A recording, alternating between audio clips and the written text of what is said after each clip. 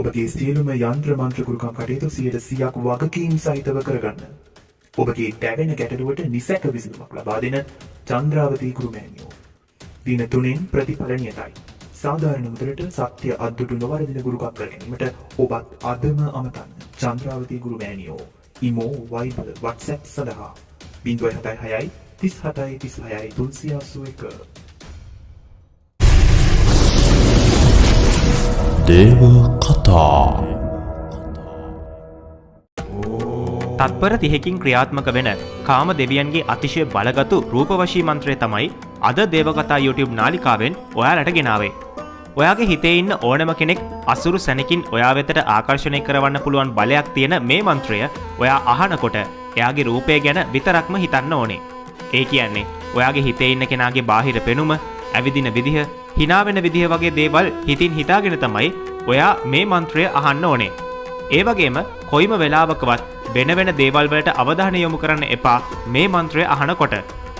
ඔයා මේ විදිහට මේ මන්ත්‍රය අහනකොට ඔයා එයාගේ රූපයට ආකර්ෂණය වෙලා තියෙන විදිහටම එයත් ඔයාගේ රූපයට ආකර්ෂණය වෙන්න ගන්නවා හරියට කාන්දමක් වගේ. ඉතින් ඔයා කලින් කිව්ව විදිහටම මේ මන්ත්‍රය අහනවා නම් අහලා ඉවර වෙන්නත් කලින් මොනම ක්‍රමයකින් හරි ඔයාට පොඩි ඉඟියක් ලැබෙනවා. ඒ වගේම ඔයාට මේ මොහොතේම යම්කිසි ඉඟියක් ලැබුණත් උපරිම ප්‍රතිඵල ලබා ගැනීමට අනිවාර්යයෙන්ම දින 21ක් සම්පූර්ණ වෙනතුරු සෑම දිනකම පහසු වේලාවක මන්ත්‍රයට සවන් දෙන්න.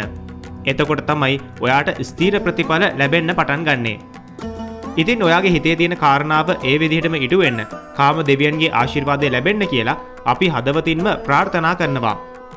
ඉතින් මේ මන්ත්‍රය ශ්‍රවණය කරන්න කලින් දේවකතා YouTube නාලිකාව තාමත් ඔයා subscribe කරලා නැත්නම් අපිව subscribe කරලම හිතේ විශ්වාසයෙන් මෙතෙන් සිට මන්ත්‍රයට සවන් දීම ආරම්භ කරන්න.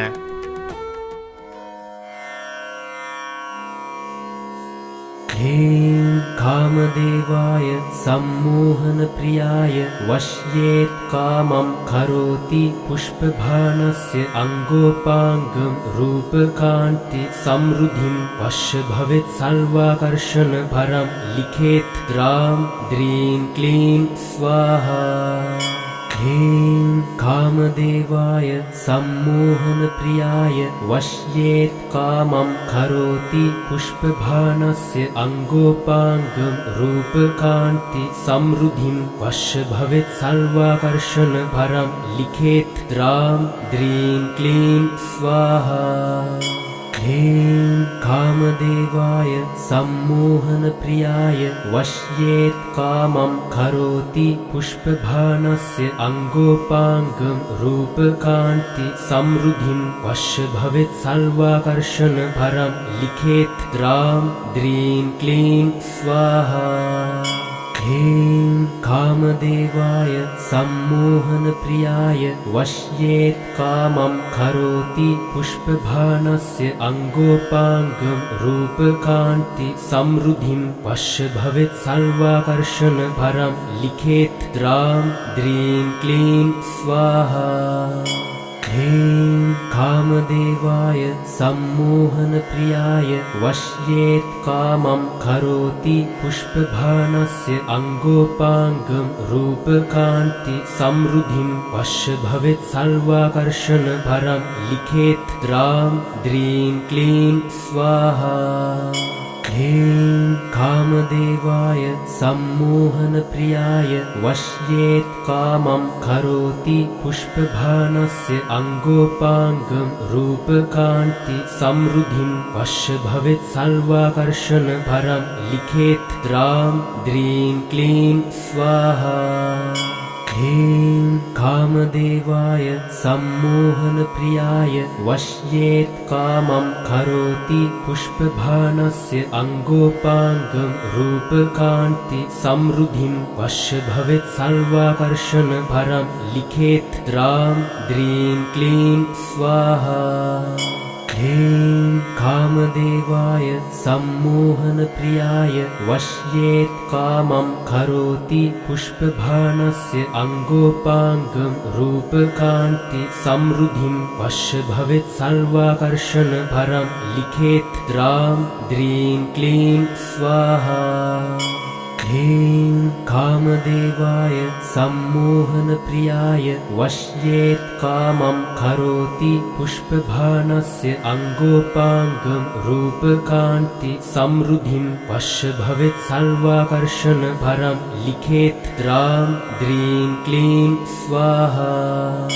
ह्रीं कामदेवाय सम्मोहनप्रियाय वश्येत् कामं करोति पुष्पबाणस्य अङ्गोपाङ्गं रूपकान्ति समृद्धिं पश्य भवेत् सर्वाकर्षणभरं लिखेत् द्रां द्रीं क्लीं स्वाहा। ह्रीं कामदेवाय सम्मोहनप्रियाय वश्येत् कामं करोति पुष्पबाणस्य अङ्गोपाङ्गं रूपकान्ति समृद्धिं पश्य भवेत् सर्वाकर्षणभरं लिखेत् द्रां द्रीं क्लीं स्वाहा। ह्रीं कामदेवाय सम्मोहनप्रियाय वश्येत् कामं करोति पुष्पबाणस्य अङ्गोपाङ्गं रूपकान्ति समृद्धिं पश्य भवेत् सर्वाकर्षणभरं लिखेत् द्रां द्रीं क्लीं स्वाहा। ह्रीं कामदेवाय सम्मोहनप्रियाय वश्येत् कामं करोति पुष्पबाणस्य अङ्गोपाङ्गं रूपकान्ति समृद्धिं पश्य भवेत् सर्वाकर्षणभरं लिखेत् द्रां द्रीं क्लीं स्वाहा। ह्रीं कामदेवाय सम्मोहनप्रियाय वश्येत् कामं करोति पुष्पबाणस्य अङ्गोपाङ्गं रूपकान्ति समृद्धिं पश्य भवेत् सर्वाकर्षणभरं लिखेत् द्रां द्रीं क्लीं स्वाहा। ह्रीं कामदेवाय सम्मोहनप्रियाय वश्येत् कामं करोति पुष्पबाणस्य अङ्गोपाङ्गं रूपकान्ति समृद्धिं पश्य भवेत् सर्वाकर्षणभरं लिखेत् द्रां द्रीं क्लीं स्वाहा। ह्रीं कामदेवाय सम्मोहनप्रियाय वश्येत् कामं करोति पुष्पबाणस्य अङ्गोपाङ्गं रूपकान्ति समृद्धिं पश्य भवेत् सर्वाकर्षणभरं लिखेत् द्रां द्रीं क्लीं स्वाहा। ह्रीं कामदेवाय सम्मोहनप्रियाय वश्येत् कामं करोति पुष्पबाणस्य अङ्गोपाङ्गं रूपकान्ति समृद्धिं पश्य भवेत् सर्वाकर्षणभरं लिखेत् द्रां द्रीं क्लीं स्वाहा। ह्रीं कामदेवाय सम्मोहनप्रियाय वश्येत् कामं करोति पुष्पबाणस्य अङ्गोपाङ्गं रूपकान्ति समृद्धिं पश्य भवेत् सर्वाकर्षणभरं लिखेत् द्रां द्रीं क्लीं स्वाहा। ह्रीं कामदेवाय सम्मोहनप्रियाय वश्येत् कामं करोति पुष्पबाणस्य अङ्गोपाङ्गं रूपकान्ति समृद्धिं पश्य भवेत् सर्वाकर्षणभरं लिखेत् द्रां द्रीं क्लीं स्वाहा। ह्रीं कामदेवाय सम्मोहनप्रियाय वश्येत् कामं करोति पुष्पबाणस्य अङ्गोपाङ्गं रूपकान्ति समृद्धिं पश्य भवेत् सर्वाकर्षणभरं लिखेत् द्रां द्रीं क्लीं स्वाहा। ह्रीं कामदेवाय सम्मोहनप्रियाय वश्येत् कामं करोति पुष्पबाणस्य अङ्गोपाङ्गं रूपकान्ति समृद्धिं पश्य भवेत् सर्वाकर्षणभरं लिखेत् द्रां द्रीं क्लीं स्वाहा। ह्रीं कामदेवाय सम्मोहनप्रियाय वश्येत् कामं करोति पुष्पबाणस्य अङ्गोपाङ्गं रूपकान्ति समृद्धिं पश्य भवेत् सर्वाकर्षणभरं लिखेत् द्रां द्रीं क्लीं स्वाहा।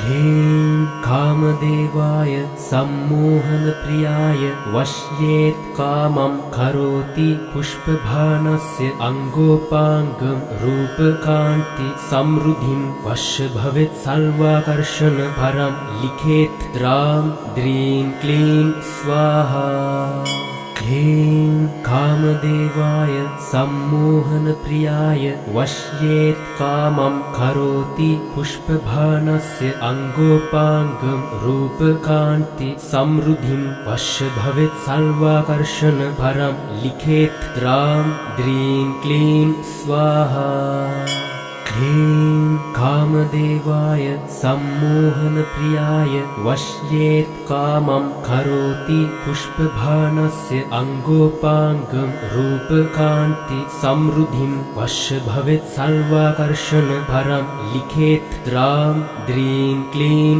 स्वाहा ह्रीं कामदेवाय सम्मोहनप्रियाय वश्येत् कामं करोति पुष्पबाणस्य अङ्गोपाङ्गं रूपकान्ति समृद्धिं वश्य भवेत् सर्वाकर्षण परं लिखेत् द्रां द्रीं क्लीं स्वाहा ह्रीं कामदेवाय सम्मोहनप्रियाय वश्येत् कामं करोति पुष्पबाणस्य अङ्गोपाङ्गं रूपकान्ति समृद्धिं वश्य भवेत् सर्वाकर्षण परं लिखेत् द्रां द्रीं क्लीं स्वाहा ह्रीं कामदेवाय सम्मोहनप्रियाय वश्येत् कामं करोति पुष्पबाणस्य अङ्गोपाङ्गं रूपकान्ति समृद्धिं वश्य भवेत् सर्वाकर्षण परं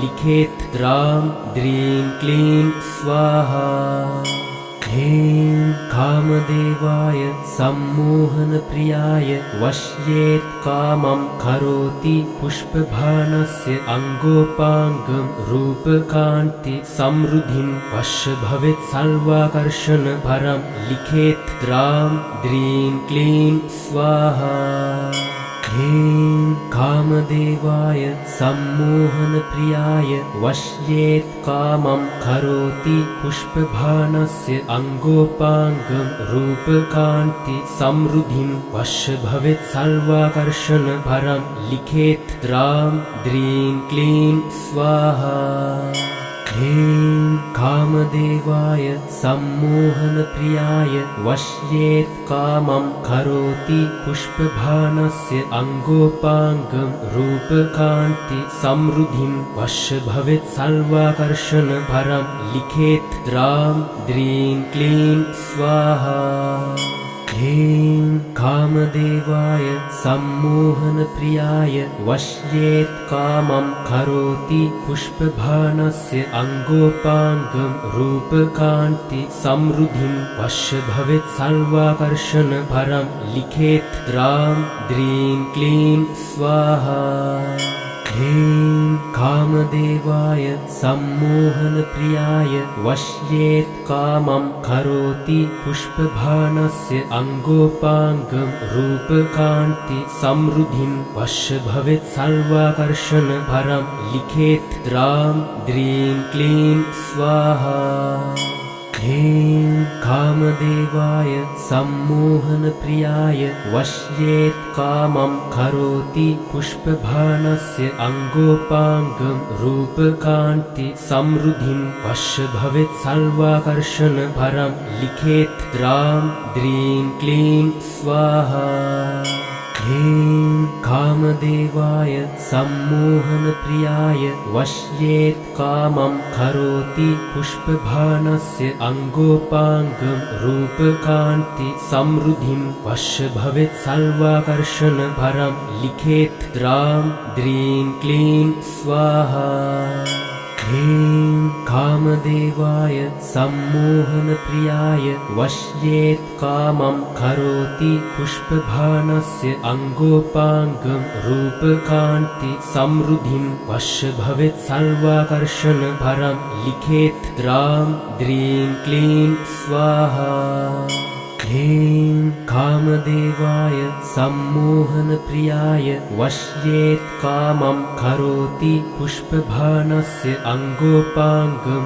रूपकान्ति समृद्धिं वश्य भवेत् सर्वाकर्षण परं लिखेत् द्रां द्रीं क्लीं स्वाहा ह्रीं कामदेवाय सम्मोहनप्रियाय वश्येत् कामं करोति पुष्पबाणस्य अङ्गोपाङ्गं रूपकान्ति समृद्धिं वश्य भवेत् सर्वाकर्षण परं लिखेत् द्रां द्रीं क्लीं स्वाहा ह्रीं कामदेवाय सम्मोहनप्रियाय वश्येत् कामं करोति पुष्पबाणस्य अङ्गोपाङ्गं रूपकान्ति समृद्धिं वश्य भवेत् सर्वाकर्षण परं लिखेत् द्रां द्रीं क्लीं स्वाहा ह्रीं कामदेवाय सम्मोहनप्रियाय वश्येत् कामं करोति पुष्पबाणस्य अङ्गोपाङ्गं रूपकान्ति समृद्धिं वश्य भवेत् सर्वाकर्षण परं लिखेत् द्रां द्रीं क्लीं स्वाहा ह्रीं कामदेवाय सम्मोहनप्रियाय वश्येत् कामं करोति पुष्पबाणस्य अङ्गोपाङ्गं रूपकान्ति समृद्धिं वश्य भवेत् सर्वाकर्षण परं लिखेत् द्रां द्रीं क्लीं स्वाहा ह्रीं कामदेवाय सम्मोहनप्रियाय वश्येत् कामं करोति पुष्पबाणस्य अङ्गोपाङ्गं रूपकान्ति समृद्धिं वश्य भवेत् सर्वाकर्षण परं लिखेत् द्रां द्रीं क्लीं स्वाहा ह्रीं कामदेवाय सम्मोहनप्रियाय वश्येत् कामं करोति पुष्पबाणस्य अङ्गोपाङ्गं रूपकान्ति समृद्धिं वश्य भवेत् सर्वाकर्षण परं लिखेत् द्रां द्रीं क्लीं स्वाहा ह्रीं कामदेवाय सम्मोहनप्रियाय वश्येत् कामं करोति पुष्पबाणस्य अङ्गोपाङ्गं रूपकान्ति समृद्धिं वश्य भवेत् सर्वाकर्षण परं लिखेत् द्रां द्रीं क्लीं स्वाहा ह्रीं कामदेवाय सम्मोहनप्रियाय वश्येत् कामं करोति पुष्पबाणस्य अङ्गोपाङ्गं रूपकान्ति समृद्धिं वश्य भवेत् सर्वाकर्षण परं लिखेत् द्रां द्रीं क्लीं स्वाहा ह्रीं कामदेवाय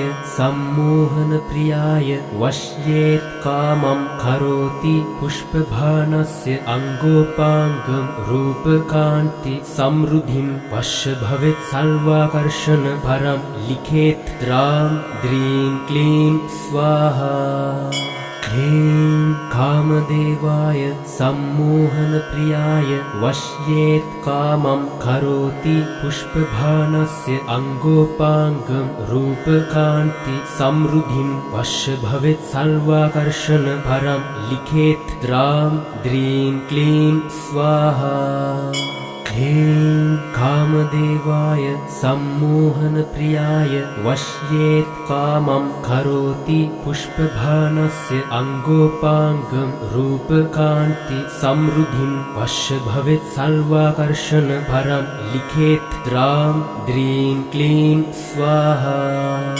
ह्रीं कामदेवाय सम्मोहनप्रियाय वश्येत् कामं करोति पुष्पबाणस्य अङ्गोपाङ्गं रूपकान्ति समृद्धिं वश्य भवेत् सर्वाकर्षण परं लिखेत् द्रां द्रीं क्लीं स्वाहा ह्रीं कामदेवाय सम्मोहनप्रियाय वश्येत् कामं करोति पुष्पबाणस्य अङ्गोपाङ्गं रूपकान्ति समृद्धिं वश्य भवेत् सर्वाकर्षण परं लिखेत् द्रां द्रीं क्लीं स्वाहा ह्रीं कामदेवाय सम्मोहनप्रियाय वश्येत् कामं करोति पुष्पबाणस्य अङ्गोपाङ्गं रूपकान्ति समृद्धिं वश्य भवेत् सर्वाकर्षण परं लिखेत् द्रां द्रीं क्लीं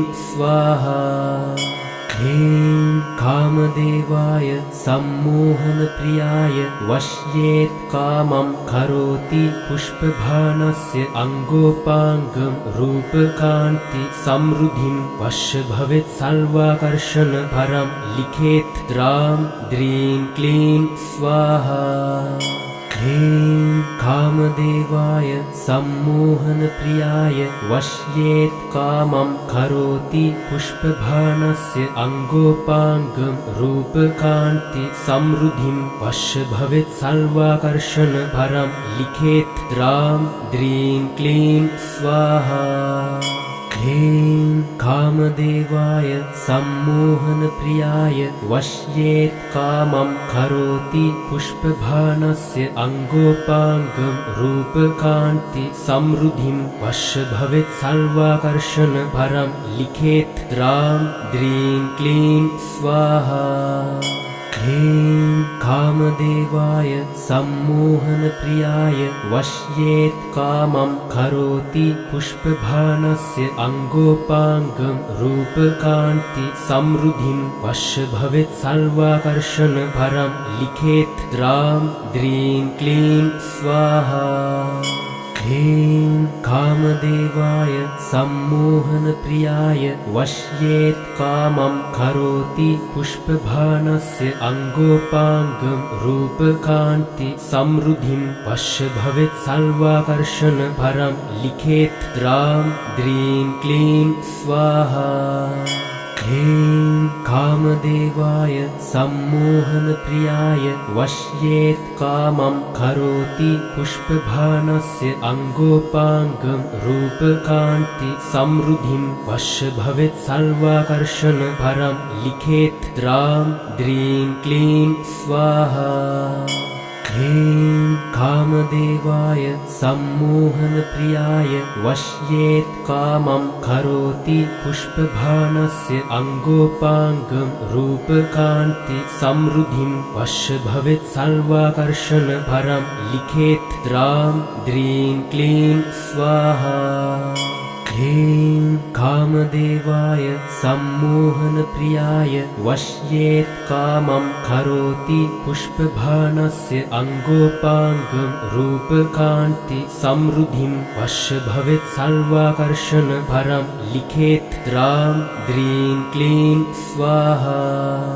ह्रीं कामदेवाय सम्मोहनप्रियाय वश्येत् कामं करोति पुष्पबाणस्य अङ्गोपाङ्गं रूपकान्ति समृद्धिं वश्य भवेत् सर्वाकर्षण परं लिखेत् द्रां द्रीं क्लीं स्वाहा।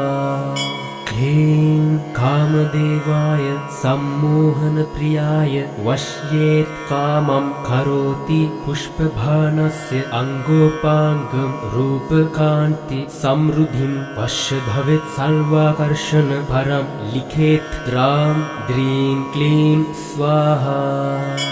ह्रीं कामदेवाय सम्मोहनप्रियाय वश्येत् कामं करोति पुष्पबाणस्य अङ्गोपाङ्गं रूपकान्ति समृद्धिं वश्य भवेत् सर्वाकर्षण परं लिखेत् द्रां द्रीं क्लीं स्वाहा।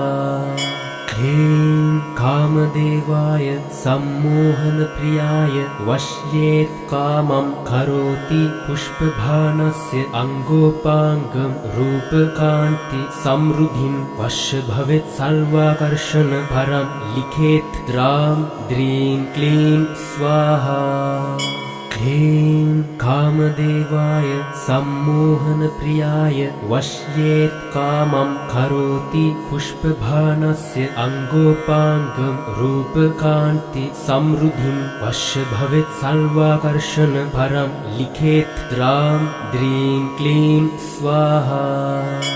ह्रीं कामदेवाय सम्मोहनप्रियाय वश्येत् कामं करोति पुष्पभानस्य अङ्गोपाङ्गं रूपकान्ति समृद्धिं वश्य भवेत् सर्वाकर्षण परं लिखेत् द्रां द्रीं क्लीं स्वाहा। ह्रीं कामदेवाय सम्मोहनप्रियाय वश्येत् कामं करोति पुष्पभानस्य अङ्गोपाङ्गं रूपकान्ति समृद्धिं वश्य भवेत् सर्वाकर्षण परं लिखेत् द्रां द्रीं क्लीं स्वाहा। ह्रीं कामदेवाय सम्मोहनप्रियाय वश्येत् कामं करोति पुष्पभानस्य अङ्गोपाङ्गं रूपकान्ति समृद्धिं वश्य भवेत् सर्वाकर्षण परं लिखेत् द्रां द्रीं क्लीं स्वाहा। ह्रीं कामदेवाय सम्मोहनप्रियाय वश्येत् कामं करोति पुष्पभानस्य अङ्गोपाङ्गं रूपकान्ति समृद्धिं वश्य भवेत् सर्वाकर्षण परं लिखेत् द्रां द्रीं क्लीं स्वाहा। ह्रीं कामदेवाय सम्मोहनप्रियाय वश्येत् कामं करोति पुष्पभानस्य अङ्गोपाङ्गं रूपकान्ति समृद्धिं वश्य भवेत् सर्वाकर्षण परं लिखेत् द्रां द्रीं क्लीं स्वाहा। ह्रीं कामदेवाय सम्मोहनप्रियाय वश्येत् कामं करोति पुष्पभानस्य अङ्गोपाङ्गं रूपकान्ति समृद्धिं वश्य भवेत् सर्वाकर्षण परं लिखेत् द्रां द्रीं क्लीं स्वाहा। ह्रीं कामदेवाय सम्मोहनप्रियाय वश्येत् कामं करोति पुष्पभानस्य अङ्गोपाङ्गं रूपकान्ति समृद्धिं वश्य भवेत् सर्वाकर्षण परं लिखेत् द्रां द्रीं क्लीं स्वाहा।